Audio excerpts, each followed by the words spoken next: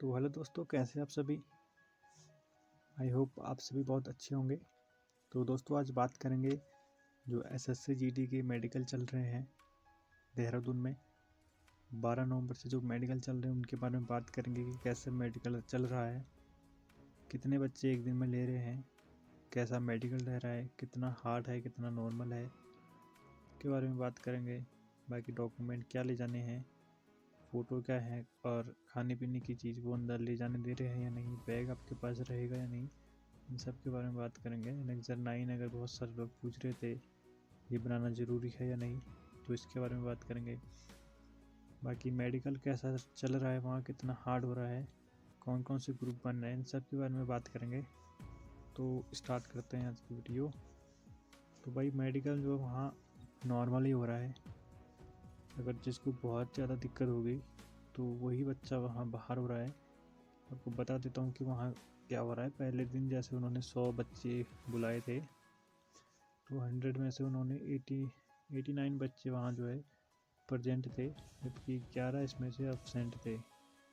तो अब 89 का इन्होंने मेडिकल कैसे किया, तो इन्होंने सबसे पहले 89 बच्चों के 4 ग्रुप बना दिए थे, जिसे वो M1, M2, M3 और M4 बोल रहे थे।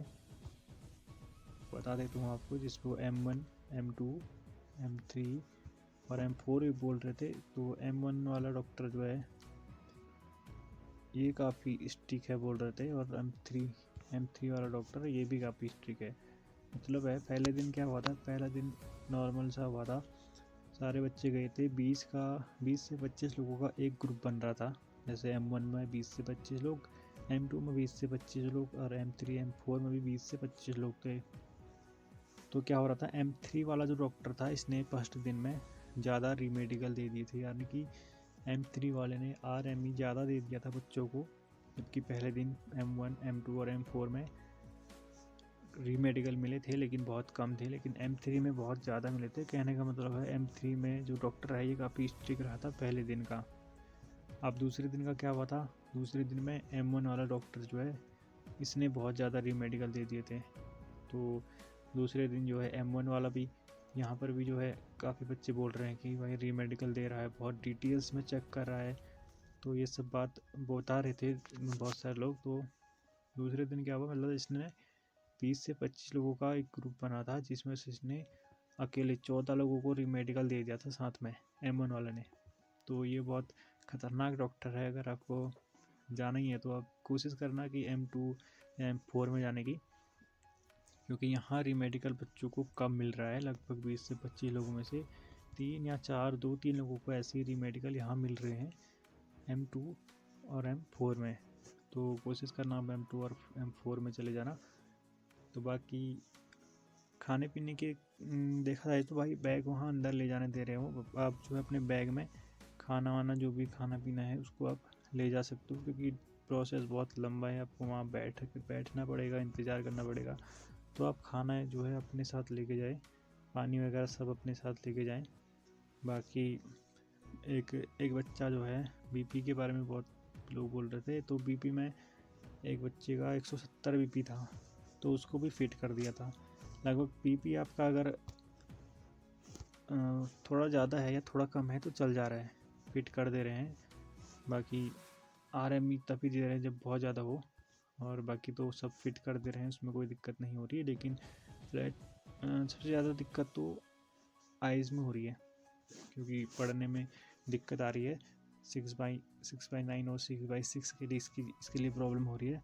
और आइज़ में ही कलर विजन जो है ये भी काफ़ी बड़ा प्रॉब्लम है, इसमें भी बच्चे बाहर हो रहे हैं। जैसे एक बुक है तो उसमें लिखा होगा, जैसे ऐसे डॉट डॉट करके लिखा होगा, तो आपको बताना है कि इस तरीके का डॉट है, या फिर जैसे बुक में नंबर भी लिखे होते हैं, जैसे यहाँ पे जैसे मैं जेड लिख दे रहा हूँ तो ये जैसे जेड बन गया, तो इस तरीके से आपको वहाँ बताना है कि।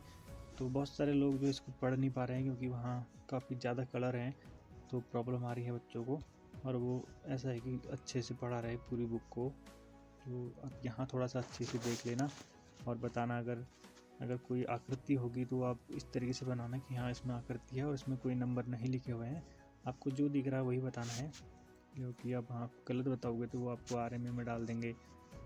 तो ये रहा। और बाकी फ्लैट फुट की बात करें तो फ्लैट फुट ज़्यादा चेक नहीं हो रहा है, कोई कोई ग्रुप में अच्छे से चेक हो रहा है लेकिन कहीं कहीं पे चेक नहीं हो रहा है। बाकी अगर दांत की बात करें तो दांत में क्या करोगे आप, जो आपके कोई भी दांत अगर ख़राब है तो आप उसे डॉक्टर से चेक करवा के जाओ। अगर आपके दांत में कोई कीड़ा वगैरह है तो उसे फिल करके जाओ तो सही रहेगा।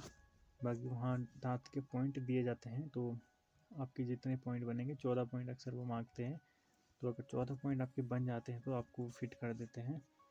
बाकी अगर दांत में आपके ज़्यादा ही प्रॉब्लम है तो आप RCT करके ज़रूर जाएं। और बाकी अगर किसी दांत में कीड़ा वगैरह लगा है तो उसको भी आप ठीक कर लो, तो बाकी दिक्कत नहीं होगी दांत में ज़्यादा। बाकी प्राइवेट पार्ट की बात करें तो प्राइवेट पार्ट आपको अच्छे से क्लीन करके जाना है। तो अगर आपका ज़्यादा प्रॉब्लम होगा तो वो तभी आपको RMA देंगे। बाकी RME में ज़्यादा प्रॉब्लम फिर नहीं आ रही है वैसे बहुत लोगों को, जैसे RME भी मिल रहा है लोगों को, लेकिन मान लो कि 10 लोगों को RME मिल गया तो 10 लोगों में से 8 लोग तो फिट हो ही जा रहे हैं, तो इसमें से 2 लोग बाहर हो रहे हैं। मतलब का 80% चांस आपके फिर भी रहते हैं। अगर आप RME में चले जाते हो तो घबराए नहीं। वहाँ फर्स्ट दिन आपका urine test, blood test, BP वगैरह चेक होगा, तो मतलब आपको पूरा 2 दिन लगने वाले हैं। फर्स्ट दिन और सेकेंड दिन 2 दिन लग जाएंगे आपको पूरी प्रोसेस में। बाकी अगर एनेक्जर 9 की बात करें तो एनेक्जर 9 उन्हीं बच्चों से मांगा जा रहा है जिनके डॉक्यूमेंट में कोई प्रॉब्लम आ रही है। मतलब जिसके मान लो कोई SC है, उसका सेंट्रल कास्ट सर्टिफिकेट नहीं बना है, मतलब SC वाले का सेंट्रल कास्ट सर्टिफिकेट नहीं बना है तो वो एनेक्जर 9 लेके जा सकता है। तो इस तरीके से वो तब आपका एनेक्जर 9 की ज़रूरत तब पड़ रही है। और बाकी अगर आपके पास सारे डॉक्यूमेंट ओके हैं तो आपको एनेक्जर बनाने की ज़रूरत नहीं पड़ रही है अभी तक। बाकी सब ठीक है। बाकी अगर वेट और हाइट की बात करें तो आपका वेट और हाइट अगर कम ज़्यादा है तो आप कोशिश करना कि उसको बैलेंस करने की। बाकी वहाँ अगर आपका वेट मान लो -4 हो रहा है, +4, मतलब 4-5 अगर ज़्यादा पीछे आगे पीछे है तो चल जा रहा है, वो अंदर कर दे रहे हैं, ऐसी प्रॉब्लम उसमें नहीं हो रही है। बाकी डॉक्यूमेंट में आपको जो है 2-2 कॉपी ले जानी है, हर एक डॉक्यूमेंट की 2 कॉपी तो आपको कर ही लेनी है। कोई भी डॉक्यूमेंट होगा उसको 2 कॉपी करके ले जाना, और बाकी घर से ही कर लेना।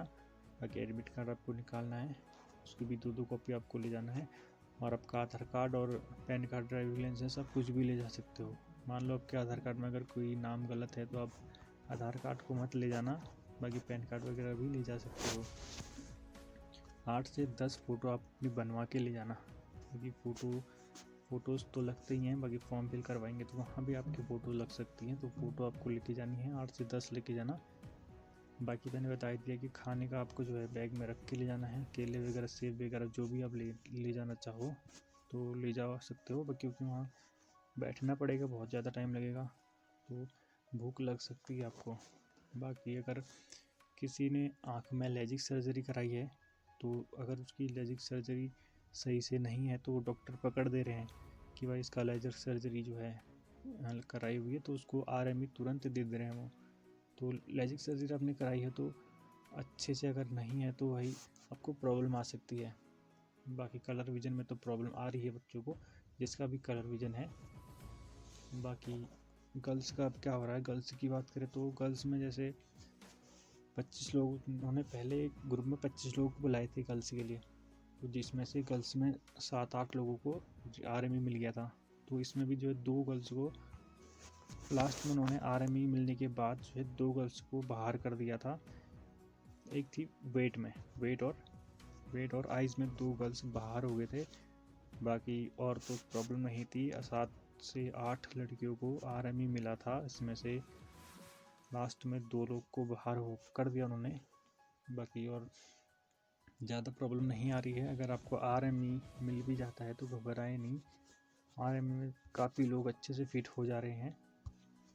तो बाकी वहाँ घबराना नहीं है, पॉजिटिव रहना है, बाकी सब कुछ बढ़िया होगा। और बात करेंगे भाई अब अगली वीडियो में कि कैसा रह रहा है वहाँ रेशियो, फर्स्ट और सेकंड दिन कितने बच्चे आए थे और कितने RMA में गए, कितने पास हुए, इन सब के बारे में हम सेकंड वीडियो में बात करेंगे। वीडियो लंबी हो जाएगी, इसलिए आप ध्यान रखें अपना, और आपका जब भी मेडिकल होगा भाई अपना मतलब घबराना नहीं है। पहली बात तो ये है कि घबराना नहीं है। और बहुत सारे लोगों का वहाँ डिसिप्लिन ख़राब है, तो भाई डिसिप्लिन सबसे पहले ज़रूरत है आपको डिसिप्लिन बनाने की, क्योंकि डिसिप्लिन बहुत ज़्यादा ज़रूरी होता है। अगर डॉक्टरों की नज़रों में आप आ गए तो आपका मेडिकल जो है वहीं पर ही ख़राब हो सकता है। तो डिसिप्लिन आपको बनाना है और डॉक्टर से इतनी ही बात करनी है, डॉक्टर जितना पूछे। मतलब डॉक्टर ने पूछ दिया, क्योंकि वो बड़े प्यार से पूछते हैं कि बेटा आपके हाथ में कोई प्रॉब्लम तो नहीं है, कोई चोट तो नहीं आई है, हाथ आपका कहीं से टूटा तो नहीं था बचपन में। तो ये सारी बातें वो बताते हैं डॉक्टर। तो आपको बिल्कुल मना कर देना है कि सर कोई चोट नहीं है। वहाँ ज़्यादा भी भोला नहीं बनना है। तो भाई आपको थोड़ा सा दिमाग लगाना है वहाँ पे। तो बोल देना है कि नहीं सर कोई दिक्कत नहीं है।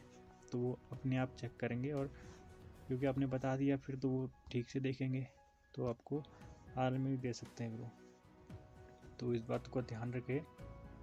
और बाकी कोई दिक्कत नहीं हो रही है। फ़ोन का यूज़ थोड़ा सा कम करें, अपना स्क्रीन टाइम कम करो, चल जाएगा, कोई दिक्कत नहीं है, पास हो जाओगे। ठीक है, तो बात करेंगे अब नेक्स्ट वीडियो में। तब तक आप अपना ध्यान रखो, और भाई कोई दिक्कत नहीं है, आराम से जाना, मेडिकल लेके आना। ठीक है, ओके दोस्तों, बाय।